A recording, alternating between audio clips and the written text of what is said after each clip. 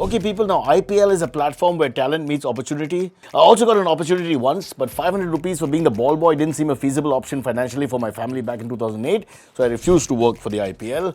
Of course, if they call, I'll discuss it in future, but for now, this is where we stand. Anyway, across all the 17 seasons of IPL, we've always seen raw talent expressing themselves in front of quality international players and getting the due credit for performing well. Now, the players who are selected for their skill set actually get to test themselves while executing their plans as they play against the best of the best. While some fail, like me in my acting career, some get validation not only from the fans but also from the national team selectors. It's in the air, it's a six!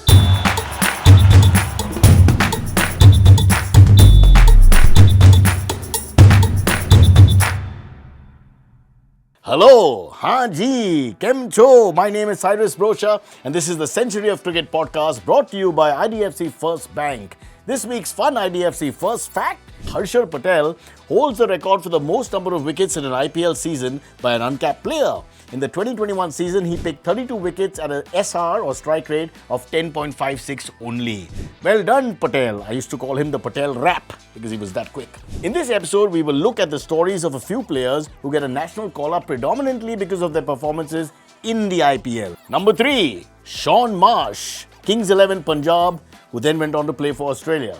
So let me take you back to the inaugural season of IPL when a young 25-year-old Western Australian opener opened for Kings 11 Punjab. Now, while the Indian audience was busy spotting their favourite Indian players in each franchise, this 25-year-old nobody from down under quietly demolished the opposition by scoring 616 runs in 10 innings, which also included a century, by the way, against the IPL champions themselves, Rajasthan Royals. Shaun Marsh was the orange cap holder in 2008 without ever making his international debut for Australia.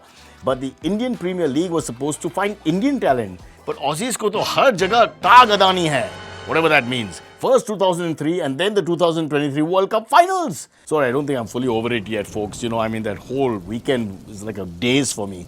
That November 19th, I'll never forget that date. Anyway, I'm working on it. I'm in therapy. That's a personal thing. Leave it aside. Let's move on. He scored 5 half-centuries, 1 century and guided Punjab to a position in the semi-finals where they lost sadly to CSK ultimately. But his unbelievable run in the IPL earned him a call-up from Australia and the tour to West Indies that followed in the coming month. Although Marsh wasn't consistently a part of the core Australian team in 2010s, he still represented Australia in 126 matches across all 3 formats and scored 5,293 runs, which included 13 centuries and 25 half-centuries. Keep in mind, Punjab was notorious for never retaining their core players and had a different squad after every mega auction.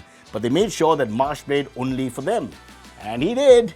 Boy, he did. Marsh played only for Punjab across all seasons of IPL from 2008 to 2017. And he is the second highest run getter for the franchise behind KL Rahul only by 71 runs. That is, KL made just 71 runs more than him at that point. Probably the best batter to play for Punjab, in my opinion. Now let's meet Sunil Narine, or as some say in Trinidad Tobago, Narine.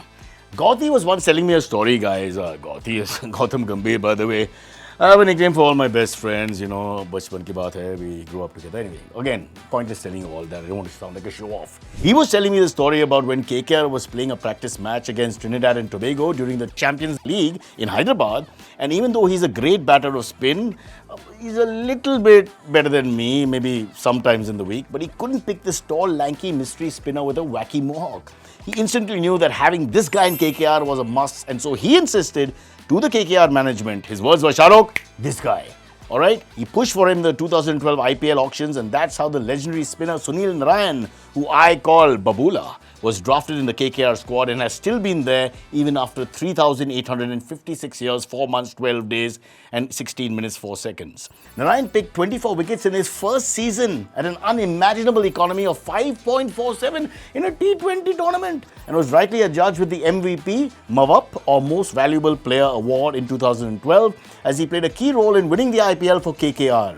Narine had made his one-day international debut in 2011 and T20 debut in March 2012, right before the IPL season, but only played 2 T20s for the West Indies while remaining wicketless in both of them.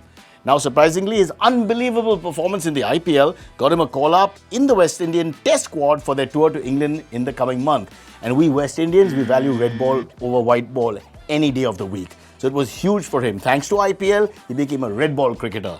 That's how big Sunil Narine had become. Well, I hope Narine had his IDFC First Wow credit card, which has zero fee, zero forex conversion fee, and credit limit of at least 100% of the fixed deposit value. Would have come in super handy for all the international tours he was playing. Narine was part of the champion West Indian team in the 2012 T20 World Cup, where he bowled a magnificent spell of 3 for just 9 in the final against Sri Lanka. As Chris Gayle and company silenced the home crowd, you guys will remember dancing to Gangnam Style. Narine repeated his heroics in the 2014 season for KKR by picking 21 wickets, which again led to them being crowned as the champions under, you call him Gautam Gambhir ji, I call him Gote, his captaincy. His success in IPL 2012 not only got him an international call-up, but also made him a veteran in T20 franchise cricket. Next up is one of the finest cricket analysts, lawmakers, Twitter users, YouTubers, podcasters, chess players that India has ever produced, all the way from Chennai, Ravichandran Ashwin.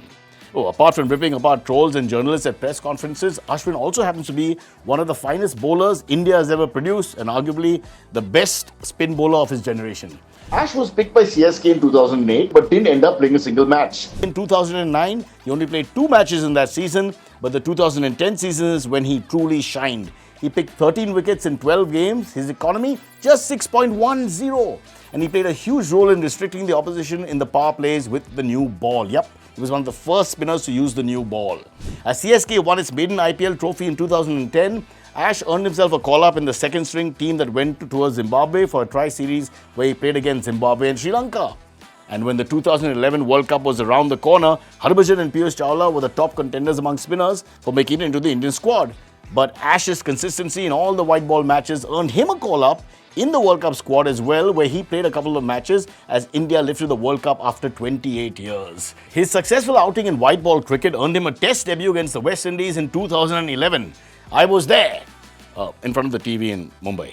A lot of fans and critics believe that it wasn't the best move as Ashwin was not your conventional off-break bowler. He was more someone who was street smart, changed his actions, a lot of variations, innovations that were more suitable for T20 cricket. But then, cut to over the next 13 years, Ash became the 14th Indian to play 100 test matches, the fastest bowler in the world to reach 250 test wickets, 300 test wickets, 350 test wickets, and only the 3rd Indian to pick 700 international wickets and stand second in the list of winning the most Man of the Series awards in Test cricket, second only to Muttiah Muralitharan, the greatest of all time, a man whose feet I touch every day when I'm in Sri Lanka. What I love the most about Ashwin is his genuine love for the game. He's never shy of putting his opinions on social media, even if they are slightly unpopular. And probably no better player in the country understands the laws and nuances of the game.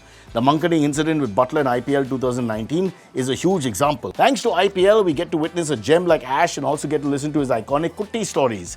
By the way, Dinesh Karthik and Ravi Shastri beware, another legendary commentators in the making with all his Kutti stories. Well, there you have it. These are just a few of the cricketers, there are plenty, we just gave you 3, who had their lives changed and got a chance to represent their respective countries after performing well in the first place at the Indian Premier League. Who would have thought that a league that originated in India would help players get recognition in their respective countries far, far away? Well, I actually did. And I phoned the sports minister at that point and I told him all about this and he put the phone down on me. These things happen. Don't do it again. I called it in 2008 itself. Prove me wrong if you can. I'll call it again in 2024-25. Anyway, that was the end of this episode of IDFC First Bank Presents Century of Cricket. I will see you next time. Well, actually, you will see me next time.